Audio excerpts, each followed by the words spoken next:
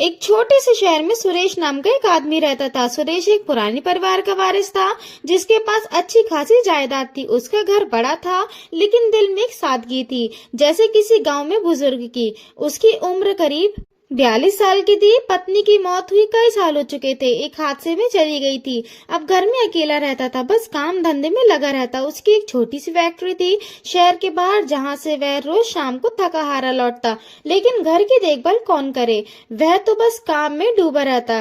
घर धूल धरसित हो गया था। एक दिन उसके एक पुराने मित्र ने कहा, सुरेश तू अकेला क्या करेगा, एक नौकरानी रख ले जो घर संभाले। सुरेश ने सोचा ठीक है, और जल्द ही शहर के एक एजेंट से बात करके एक लड़की को घर पर बुलाया। उसका नाम था प्रिया। प्रिया की उम्र कोई 24-25 साल की होगी। वह गांव में आई थी लेकिन शहर की चकाचौंध में थोड़ा बहुत घुल मिल गई। उसकी आंखें बड़ी बड़ी थी जैसे कोई सपना छिपा हो, और होंठों पर हमेशा एक हल्की सी मुस्कान रहती। उसका बदन न ज्यादा दुबला न ज्यादा भरा, बस ऐसे कि देखने वाला एक पल रुक जाए।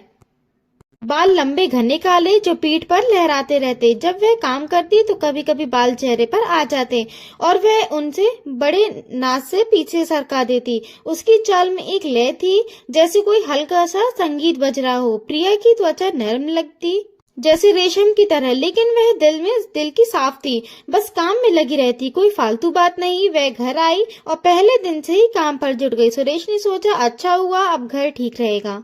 सुबह उठकर प्रिया चाय बनाती, फिर झाड़ू पोछा, कपड़े धोना, रसोई संभालना। सुरेश फैक्ट्री जाने से पहले नाश्ता करता और प्रिया बड़े सम्मान से प्लेट रखती। साहब नाश्ता तैयार है। गरम गरम रोटी है। उसकी आवाज में एक मिठास होती जो दिल में छू जाती। सुरेश मुस्कुराता और कहता, प्रिया तू कहाँ से सीखी इतनी अच्छी रोटी बनानी।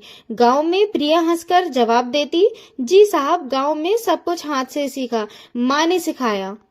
वहां मशीनें कहाँ होती। फिर दिन बीतते गए और घर में एक रूटीन बन गया। शाम को सुरेश लौटता, प्रिया दरवाजा खोलती, आ गए साहब, थकान लग रही है, पानी लाती हूँ। वह गिलास लेकर आती और कभी कभी गिलास पकड़ाते वक्त उंगलियां छू जाती, लेकिन वह बस संयोग होता।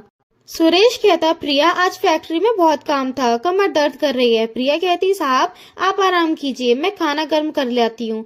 लेकिन वह कभी मालिश या दबाने की बात नहीं करती, बस काम पर लग जाती। सुरेश को लगता शायद वह मालिश करवा ले, लेकिन कहता नहीं। एक शाम सुरेश घर आया तो देखा प्रिया रसोई में बर्तन धो रही थी। उसके कपड़े थोड़े गीले हो गए थे, पानी की बूंदें गले पर टपक रही थी, वह उन्हें पोंछ रही थी। सुरेश ने पूछा, प्रिया क्या हुआ, तू इतनी भीगी क्यों। प्रिया मुड़ी और बोली, साहब बस बर्तन धोते वक्त पानी ज्यादा गिर गया, आप बैठिए मैं चाय बनाती हूँ। सुरेश सोफे पर बैठ गया, लेकिन उसकी नजर प्रिया पर टिकी रही। प्रिया की साड़ी बदन से चिपक गई थी और वह चलते वक्त थोड़ा संभल कर चल रही थी। सुरेश ने कहा, प्रिया तू अच्छा काम करती है, घर अब चमक रहा है। प्रिया शर्मा गई और बोली, धन्यवाद साहब, मैं तो अपना काम करती हूँ। फिर बात खत्म हुई। प्रिया ने चाय दी, सुरेश ने पी ली। रात को प्रिया अपने छोटे से कमरे में सो गई जो घर के पीछे था। सुरेश अपने कमरे में, लेकिन उसके मन में प्रिया की वो सादगी घूम रही थी। अगले दिनों में सुरेश और प्रिया की बातें बढ़ने लगी। सुबह नाश्ता पर सुरेश पूछता, प्रिया तेरे गांव की क्या याद आती है। प्रिया हंसकर कहती, साहब वहाँ खेत नदियाँ सब हरा भरा, मैं बचपन से काम करती हूँ। यहाँ शहर में सब तेज है लेकिन अच्छा लगता है। सुरेश कहता, हाँ शहर में सब भाग दौड़ है, लेकिन तेरे जैसी सादगी अच्छी लगती है। प्रिया की आंखों में चमक आ जाती, साहब आप भी अच्छे हैं, कभी डांटते नहीं। एक दिन प्रिया सुरेश का कमरा साफ कर रही थी तो वहाँ एक पुरानी तस्वीर मिली सुरेश की पत्नी की। प्रिया ने पूछा, साहब यह कौन है। सुरेश उदास हो गया, यह मेरी पत्नी है, प्रिया गुजर गई। प्रिया ने सहानुभूति से कहा, साहब सब ठीक हो जाएगा, आप अकेले मत रहिए, कभी बाहर घूमिए। सुरेश मुस्कुराया, तू है ना, अब अकेलापन नहीं लगता। प्रिया बोली, हाँ साहब, लेकिन मैं तो नौकरानी हूँ। लेकिन उसकी आवाज में एक गर्माहट थी। सुरेश ने कहा, नौकरानी नहीं, घर की सदस्य जैसी। प्रिया खुश हो गई, लेकिन अपनी हद जानती थी। दिन गुजरते रहे। प्रिया बाजार भी जाने लगी सामान लाने, लेकिन सुरेश हमेशा साथ जाता क्योंकि अकेली लड़की को बेचना ठीक नहीं। एक बार बाजार में प्रिया बोली, साहब ये फल ताजे हैं, ले लीजिए। सुरेश ने कहा, तू चुन। प्रिया झुकी तो उसकी चुनरी सरक गई, बाल चेहरे पर आ गए। सुरेश ने कहा, संभाल ले प्रिया। प्रिया हंसकर पीछे किए और शर्मा गई। घर लौटकर प्रिया ने खाना बनाया। सुरेश ने कहा, प्रिया तेरे हाथ का खाना जैसे माँ की याद दिलाता है। प्रिया बोली, साहब मैं कोशिश करती हूँ। धीरे धीरे दोनों के बीच एक रिश्ता बनने लगा। प्रिया अपनी कहानियां सुनाती, गांव में कैसे खेलती, पढ़ाई कैसे छूट गई, शहर कैसे आई। सुरेश सुनता और कहता, प्रिया तू पढ़ना चाहे तो मैं मदद करूंगा। प्रिया कहती, साहब अब उम्र हो गई है लेकिन शुक्रिया। सुरेश अपनी जिंदगी बताता, फैक्ट्री कैसे शुरू की, पत्नी के जाने के बाद अकेलापन। प्रिया सुनती और कहती, साहब जिंदगी आगे बढ़ती है। एक रात प्रिया रसोई में काम कर रही थी। सुरेश टीवी देख रहा था। प्रिया बोली, साहब नमक खत्म हो गया है। सुरेश रसोई गया, देखा प्रिया ऊपर से सामान निकाल रही है। उसका बदन थोड़ा तन गया। सुरेश ने कहा, रुक मैं निकालता हूँ। वह करीब आया, सामान दिया। प्रिया हंसी, साहब कर लेती।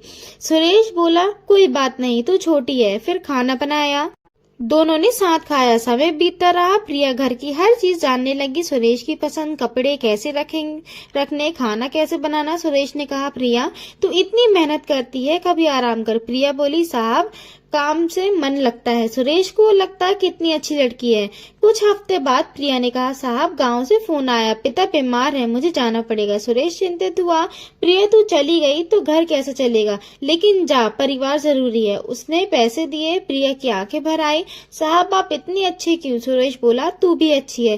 प्रिया गई, घर सूना हो गया। 2 दिन बाद लौटी, साहब पिता ठीक है। सुरेश खुश हुआ। शाम को दोनों बातें करने लगे। प्रिया गांव की कहानियां सुनाती, लोग कैसे मदद करते, त्योहार कैसे मनाते। सुरेश सुनता और सोचता, प्रिया कितनी मासूम है।